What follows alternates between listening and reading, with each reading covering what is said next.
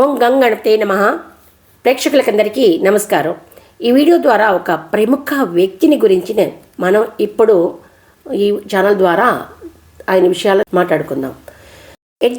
మాట్లాడుకుందాం ఎంటర్టైన్మెంట్ ఛానల్లో వివిధ రంగాలలో ప్రతిభావంతులైన ప్రముఖులను గురించి, నూతన అంశాలను గురించి ఎప్పటికప్పుడు తాజా సమాచారాన్ని మీ ముందు మేము ఉంచగలుగుతాం. ఆసక్తికరమైన విషయాలని, ఎన్నో అద్భుతమైనటువంటి విషయాలని మీరు తెలుసుకోవాలంటే మా ఛానల్ని మాట్లాడుకుందాం ఛానల్ని తప్పకుండా సబ్స్క్రైబ్ చేసుకోండి. ఈ వీడియోని స్కిప్ చేయకుండా పూర్తిగా చూడండి. అప్పుడే ఈ వీడియోలో వాళ్ళని గురించి మేము ఏం చెప్పాము అనే విషయం మీకు పూర్తిగా తెలుస్తూ ఉంటుంది. వీడియోని తప్పకుండా లైక్ చేయండి. ఆయన ఫిబ్రవరి 19వ తేదీ 1930వ సంవత్సరంలో జన్మించారు. ఆయన పూర్తి పేరు కాశీనాథుని విశ్వనాథ్. విశ్వనాథ్ గారి స్వస్థలం గుంటూరు జిల్లా రేపల్లె తాలూకాలోని పెదపులివరు అనే గ్రామంలో బాల్య ప్రాథమిక విద్యని అభ్యసించారు. పెద్దపులివరు గ్రామంలో వాళ్ళు ఎక్కువ రోజులు ఉండలేదు. ఎందుకంటే ఉన్నత చదువులు చదవాలంటే ఆ ఊరి చిన్న ఊరు అవటం వల్ల సౌకర్యంగా లేకపోవడంతో అక్కడి నుంచి వారి మకాంని విజయవాడకు మార్చడం జరిగింది. ఉన్నత పాఠశాల విద్యని అంతా విజయవాడలోను, కాలేజీ విద్యని గుంటూరు హిందూ కాలేజ్, ఏసీ కాలేజీలో చదివి బీఎస్సీ డిగ్రీని పూర్తి చేసుకున్నారు. మంచి ఉద్యోగం చేయాలి అనేది విశ్వనాథ్ గారి కోరికడండి. అలా అనుకునేవారు. కానీ మేనమామ యొక్క ప్రోద్బలంతో చిత్రసీమలోకి అడుగుపెట్టడం అనేది జరిగింది. అప్పటికే ఆయన తండ్రి గారు వాహిని స్టూడియోలో కొన్ని పనులు ఆయన ఉద్యోగం చేస్తూ ఉండటంలో ఆ సంస్థలో శబ్దగ్రహణ శాఖలో చేరారు. ఆ శాఖలోని మంచి పట్టుని సాధించారు. ఎడిటింగ్, కళా దర్శకత్వం విభాగాల్లో కూడా బాగా తర్ఫీదు పొందారు విశ్వనాథ్ గారు. ఆదుర్ది సుబ్బారావు గారి దగ్గర కొన్నాళ్ళు సహాయ దర్శకునిగా పనిచేశారు. ఆయన ఆలోచన ధోరణి అంతా ఎలా ఉండేదంటే, రొటీన్కి ఉండే సినిమాలకి భిన్నంగా వివక్షతో కూడుకున్న కథాంశాలతో నిశ్చితమైన మానవ సంబంధాలని ప్రతిబింబించే సినిమాలు తీస్తే బాగుంటుందని విశ్వనాథ్ గారు కలలు కనేవారు. ఆయన ఆ రోజుల్లోనే మూగ మనసులు, మరో ప్రపంచం, సుడిగుండాలు వంటి సినిమా స్క్రిప్టులు రూపొందించడంలో ఆయన ఆ సంస్థకి సహకరించారు. అప్పుడు ఆయనలో ఉన్న ఆసక్తిని గుర్తించిన నాగేశ్వరరావు గారు తొలిసారిగా ఆత్మగౌరవం 1965 సినిమాకి తొలిసారిగా దర్శకత్వం అవకాశాన్ని అన్నపూర్ణ వారు అప్పగించడంతో విశ్వనాథ్ గారు పూర్తి స్థాయిలో దర్శకునిగా మారారు. ఆ సినిమాకి నంది బహుమతి కూడా లభించింది. యువ చిత్ర తొలి ప్రయత్నంగా నిర్మించిన సీతామహాలక్ష్మి 1978లో సినిమాకి దర్శకత్వం వహించాక విశ్వనాథ్ గారిలో ఆలోచన ధోరణిలో చాలా మార్పులు చోటు చేసుకున్నాయి.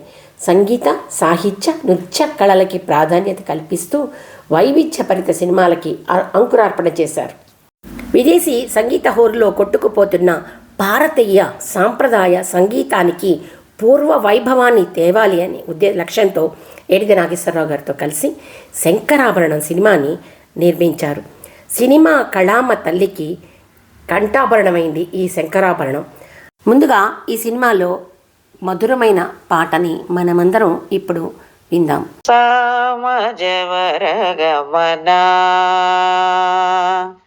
సామజవరగమనా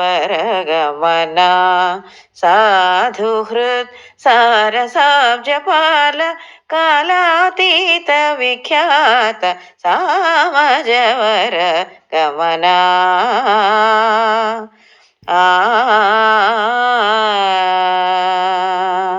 అద్భుతమైనటువంటి సినిమా శంకరాభరణం సినిమా. ఆ రోజుల్లో ఎంతో గొప్పగా ఆడిందనే చెప్పుకోవాలి. దర్శకుడిగా పరిచయమైన తొలి రోజుల్లోనే ఓ సీత కథ, జీవనజ్యోతి, శారద, కాలం మారింది, నేరము శిక్ష, చెల్లెలి కాపురం వంటి మహిళా ప్రధానమైనటువంటి అంశాలతో సినిమాలను తీస్తూ వచ్చారు. అప్పటికే సిరిసిరి మువ్వ సినిమా ఒక కీలకమైన మలుపు తిరిగిందండి. అప్పటికే ఆయనకి ఒక మంచి ఆలోచన, సంగీతం మీద, నృత్యం మీద కనుక సినిమాలు కనుక తీసినట్లయితే అద్భుతమైన విజయాలని మనం దక్కించుకోవచ్చు అనే ఒక ఆయనకి ఆలోచన వచ్చిందేమో. ఆ విధంగానే ఆయన దాన్ని ఆచరణలో పెట్టారు అని అనిపిస్తోంది.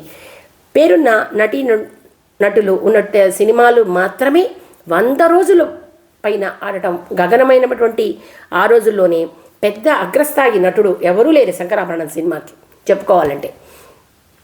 భారీ సెట్టింగ్స్ లేవు, కేవలం సంగీత ప్రధానంగా ఎంచుకున్నటువంటి అంశమే ఈ శంకరాభరణం సినిమా అని చెప్పాలి.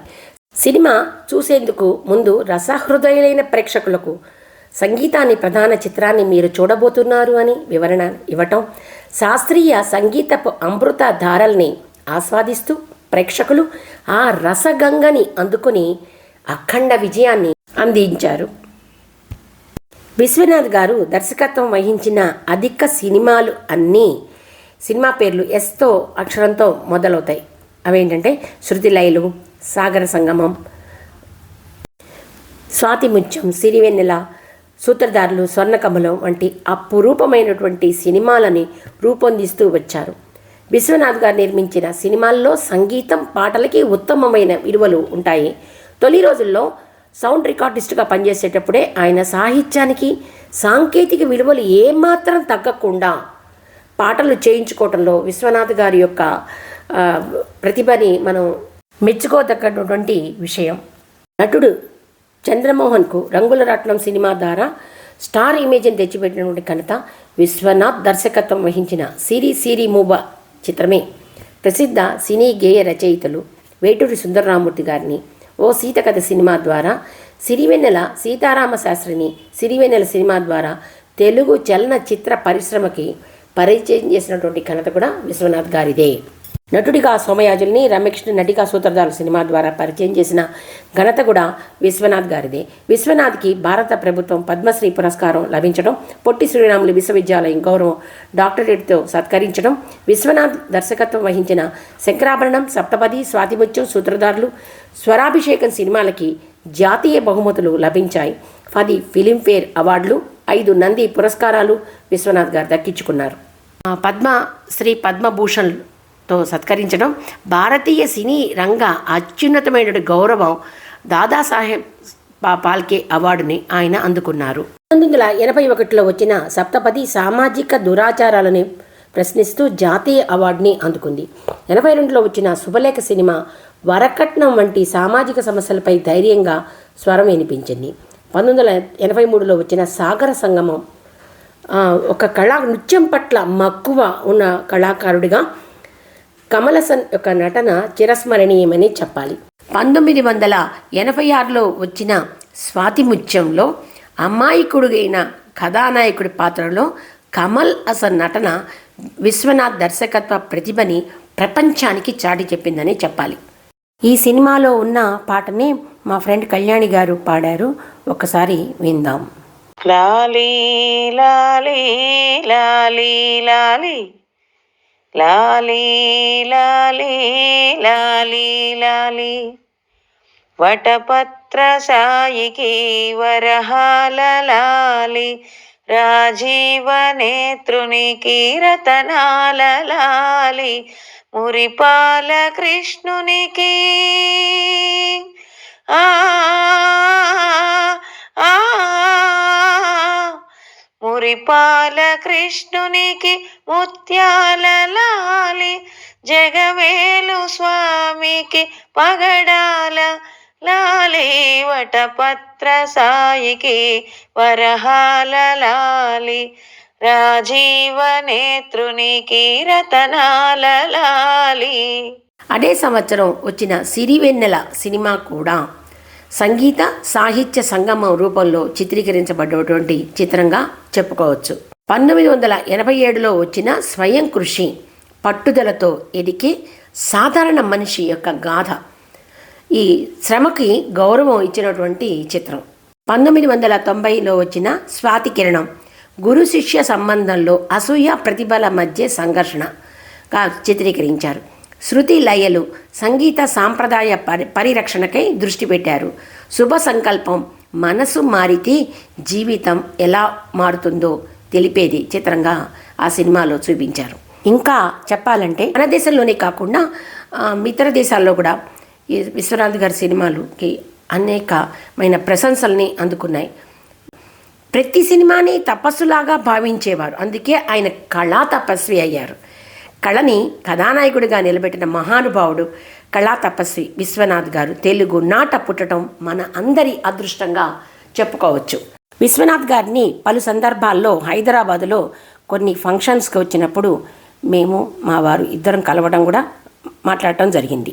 ఈ వీడియోని చూసిన వారందరూ విశ్వనాథ్ గారి పట్ల మీకున్న అభిమానాన్ని, ప్రేమని కామెంట్ రూపంలో వ్యక్తం చేయండి. విశ్వనాథ్ గారికి అభిమానులు ఎంతమంది ఉంటారు? కొన్ని లక్షల మంది ఉంటారు. వారి యొక్క అభిప్రాయాలను తెలియపరచవలసిందిగా నేను కోరుతున్నాను. దర్శకుడిగానే కాకుండా శుభ సంకల్పం, నరసింహనాయుడు, ఆడవారి మాటలకు అర్థాలే వేరిలే, ఠాగూర్, అతడు ఆంధ్రుడు, మిస్టర్ పర్ఫెక్ట్, కలిసున్నాన్రా, ఆయన నటించిన కొన్ని సినిమాలు చాలా ముఖ్యమైనవి అని చెప్పాలి.